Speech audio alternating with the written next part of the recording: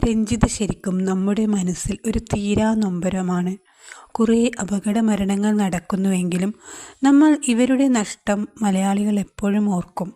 എന്തുകൊണ്ടെന്നാൽ ആ മക്കളുടെ കാര്യം ഒരു നീറ്റലായി എല്ലാ മലയാളികളുടെയും മനസ്സിലുണ്ട്. അമ്മയെയും കുഞ്ഞുങ്ങളെയും നല്ലൊരു വീട്ടിൽ താമസിപ്പിക്കണം, കുഞ്ഞുങ്ങൾക്ക് നല്ല വിദ്യാഭ്യാസം നൽകണം, ഇങ്ങനെയൊക്കെ കുറേ ആഗ്രഹങ്ങളുടെയും ഉത്തരവാദിത്തങ്ങളുടെ ഭാണ്ഡം ചുമലിലേറ്റിയാണ് UK പോയത്. നാട്ടിൽ ഗവൺമെൻറ് ജോലി ഉണ്ടെങ്കിലും നമുക്കൊക്കെ അറിയാം, നേഴ്സുമാരുടെ സാലറി വളരെ തുച്ഛമായ സാലറിയാണ്. ആ സാലറി കൊണ്ട് ഒരു വീട് വയ്ക്കാനും കുഞ്ഞുങ്ങളെ കാര്യങ്ങളൊക്കെ നോക്കുവാനും ഈ ഒറ്റ തടി കൊണ്ടാവില്ല. അതുകൊണ്ടാണ് അവൾ UK പോയത്.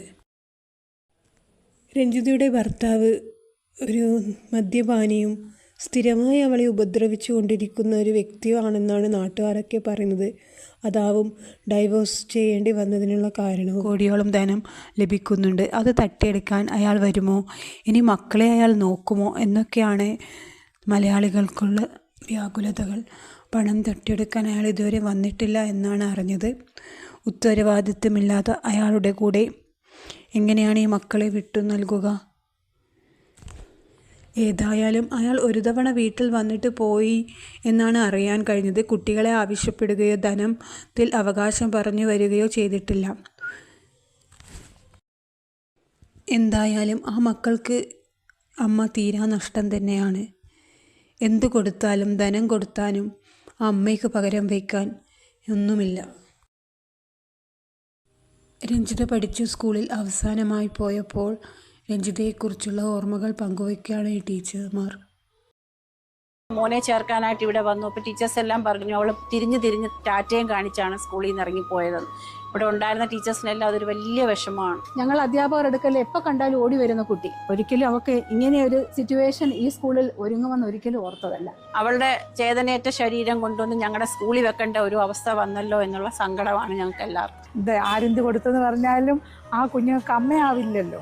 ടീച്ചറിനോടുള്ള ഇഷ്ടം കൂടുതൽ കൊണ്ട് ഞാൻ എന്തിനൊക്കെയോ പാസ്വേഡ് ടീച്ചറിന്റെ പേരാ ഇട്ടേക്കുന്നതെന്ന് വരെ നേരം പറഞ്ഞു. നാടിന് മാത്രമല്ല ഞങ്ങളുടെ സ്കൂളിന് ഒട്ടും താങ്ങാൻ പറ്റാത്ത ഒരു വിയോഗമാണ്. ഒരു സ്വപ്നത്തിൽ പോലും ചിന്തിച്ച കാര്യമല്ല ഈ കുഞ്ഞിനിങ്ങനെ ഒരു ദൗർഭാഗ്യം ഉണ്ടാകുമെന്ന്. അവളുടെ അമ്മയോടും അതുപോലെ തന്നെ അവിടെ കുഞ്ഞുങ്ങളോടും നമുക്ക് എന്താ പറഞ്ഞറിയിക്കുന്നത്, ഞങ്ങൾക്ക് എന്താ പറയേണ്ടത് എന്നറിയത്തില്ല.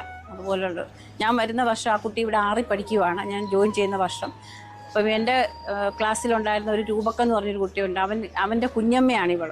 അപ്പോൾ കൂടെ ചെന്ന് കുഞ്ഞമ്മേ എന്ന് പറഞ്ഞ് വിളിക്കുന്നു എന്നും പറഞ്ഞ് ഈ മോൾ എന്നോട് വന്ന് രഞ്ജിത വന്ന് പരാതി പറയും, ശോഭ ടീച്ചറെ എന്നെ കുഞ്ഞമ്മേ എന്ന് വിളിക്കുന്നു എന്നും പറഞ്ഞു. അപ്പോൾ രൂപക്കിനെ ഞാൻ വഴക്ക് പറയും, സ്കൂളിൽ വെച്ച് കുഞ്ഞമ്മ വേണ്ട, ചേച്ചി വിളിച്ചാൽ മതി, വീട്ടിൽ ചെല്ലുമ്പം കുഞ്ഞമ്മയും മോനും മതി എന്നും പറഞ്ഞു. ആ ഒരു ഓർമ്മയാണ് എനിക്ക് അവളെക്കുറിച്ച്. അതുപോലെ തന്നെ സ്കൂളിൻ്റെ മുറ്റത്തൂടെ ചിരിച്ചും, അവളൊരു പ്രത്യേക ഒരു ടൈപ്പായിരുന്നു. ഞങ്ങൾക്ക് എല്ലാവർക്കും ഇഷ്ടം തോന്നുന്ന ഒരു കുട്ടിയായിരുന്നു. സ്കൂൾ വരാന്തേ കൂടെയും എല്ലാം ചിരിച്ച് രസിച്ച് നടക്കുന്ന ഒരു കുഞ്ഞായിരുന്നു.